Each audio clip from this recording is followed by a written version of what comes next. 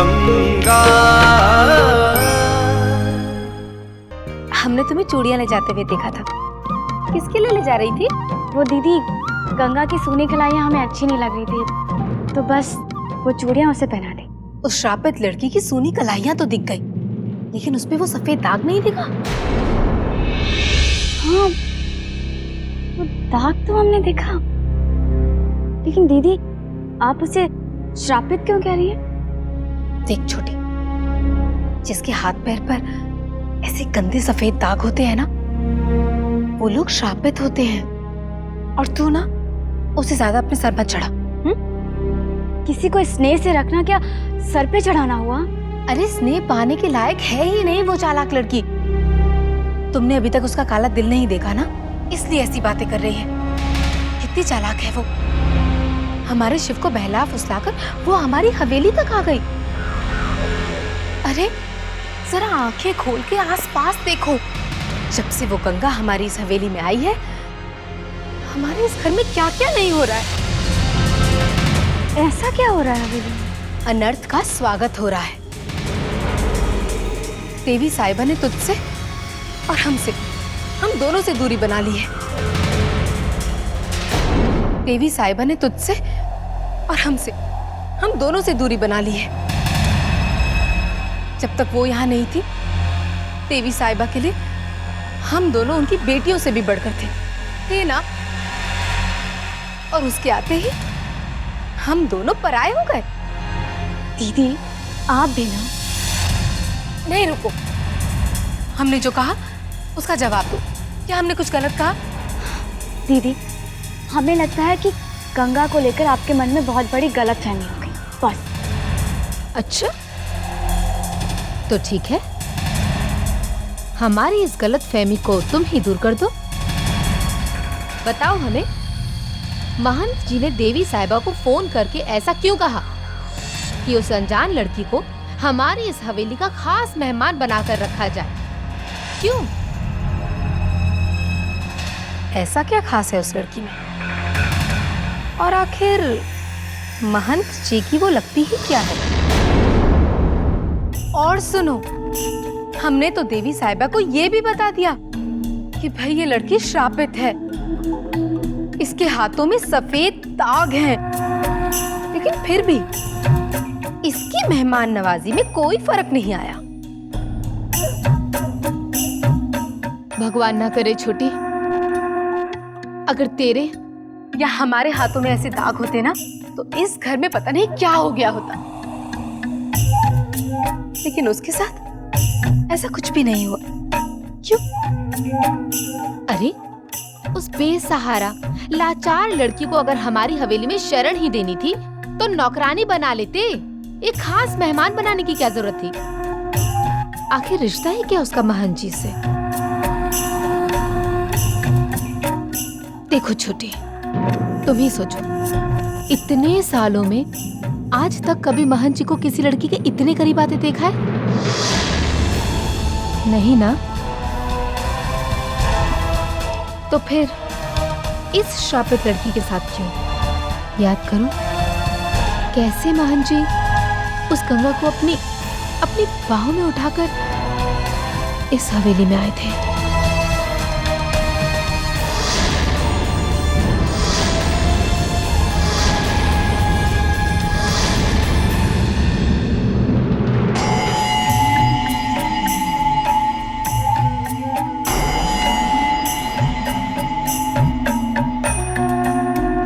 लगता है तीर सही निशाने पे लग गया।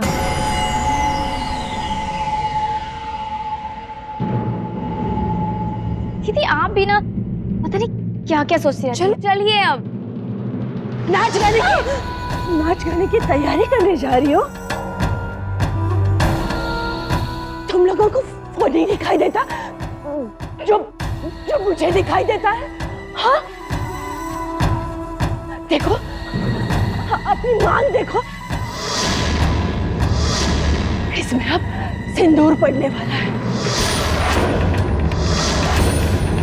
हाँ, गले में मंगलसूत्र बंधने वाला है।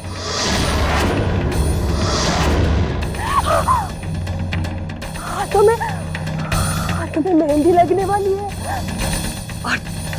और तुम दोनों फिर से दुल्हनिया बनोगे। हाँ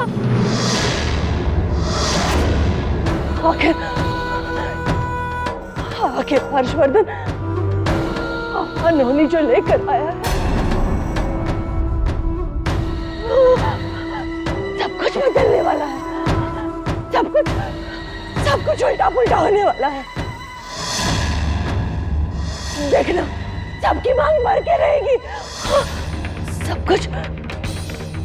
कुछ उथल पुथल होगा। सब कुछ बदलने वाला है, सब कुछ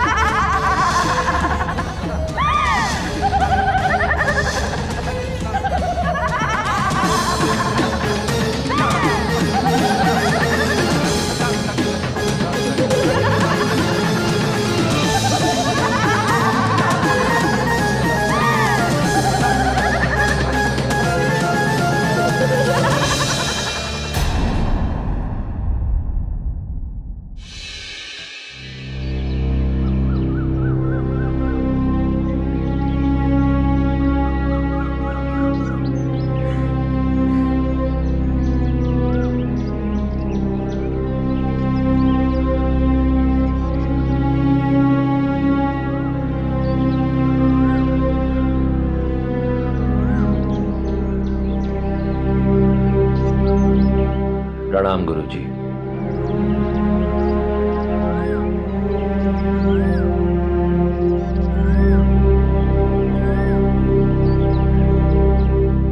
अब किस लिए आए हो हर्षवर्धन?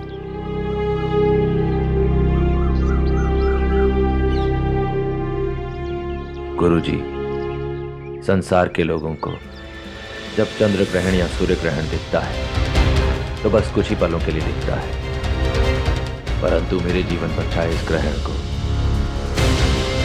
मैं पिछले 20 वर्ष से देख रहा हूं।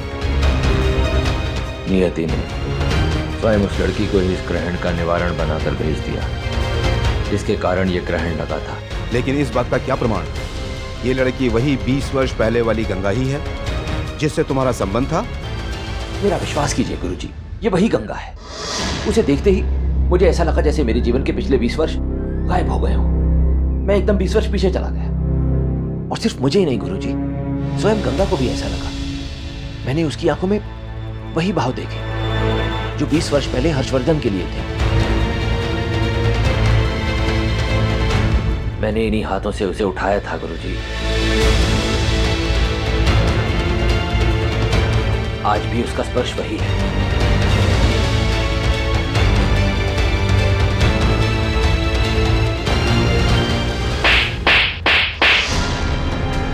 और सिर्फ उसका स्पर्श ही नहीं गुरुजी, उसकी आंखों में वही नफरत भी है जो 20 साल पहले हर्षवर्धन के लिए।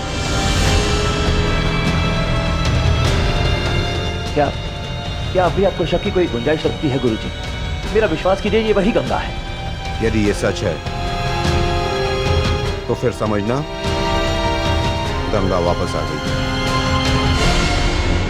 लेकिन क्या गुरुजी? क्या आपको किसी अशुभ का संकेत मिल रहा है? तुम्हें आभास नहीं हो रहा है हर्षवर्धन? लेकिन तुम्हारे जीवन में कैसे परिवर्तन, कैसे कैसे तूफान आने वाले हैं ये तुम नहीं जानते। हमने तुम्हें सावधान किया था ना, तुम्हें चेतावनी दी थी ना। गंगा को उसके अतीत का उतना ही हिस्सा याद आना चाहिए जो हमारे हित से जुड़ा है।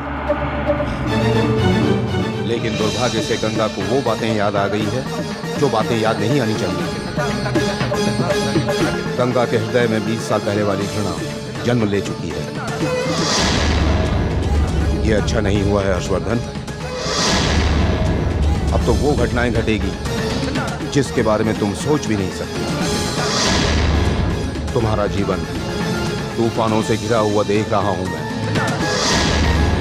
इस तूफान से तुम बच नहीं पाओगे और ये तूफान गंगा को अपनी पत्नी बनाने के सपने को तहस नहस कर देगा।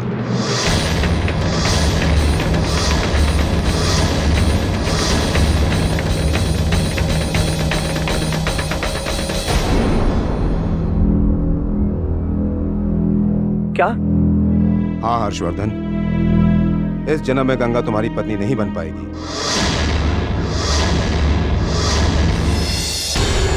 मेरी 20 साल की तपस्या के बाद भी, 20 साल तक पश्चाताप की आग में जलने के बाद ये फल मिला है मुझे। ये तो अन्याय है गुरुजी। तुम उसे कुछ भी नाम दे सकते हो हर्षवर्धन। अवश्य तुम्हारी तपस्या में कुछ कमी रह गई होगी। कमी मेरी तपस्या में नहीं है गुरुजी, कमी भाग्य के फैसले में है। और जो भाग्य मुझे मेरी तपस्या का फल नहीं दे सकता, मैं उसका मोहताज कभी नहीं बनूंगा। जीत के दरवाजे तक पहुंचकर खाली हाथ वापस लौटना मुझे स्वीकार नहीं है गुरुजी, नहीं है स्वीकार। नियति के फैसले को नियति बनाने वाले ईश्वर भी बदल नहीं सकते हर्षवर्धन। तुम तो इंसान हो।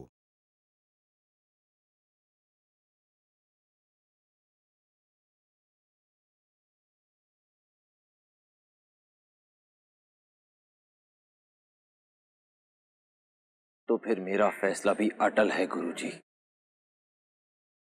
अपने परिवार पर लगे इस श्राप को हटाने के लिए मैं किसी भी असंभव को संभव बना दूंगा। गंगा को इसी जीवन में अपनी पत्नी बनाऊंगा मैं।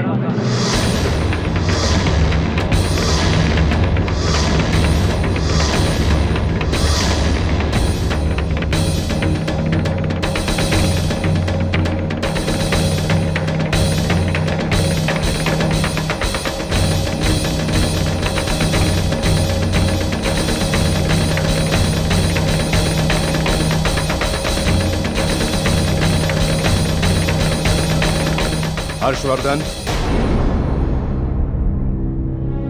जिस ताकत पर तुम्हें इतना घमंड है, वो ताकत तुम्हारे काम नहीं आएगी। यदि तुमने गंगा से बलपूर्वक शादी कर भी ली, तब भी तुम्हारे कुल को श्राप से मुक्ति नहीं मिल सकती। तुम्हारे कुल को श्राप से मुक्ति तभी मिल सकती है जब गंगा स्वयं अपनी इच्छा से तुम्हें अपना पति स्वीकार कर ले।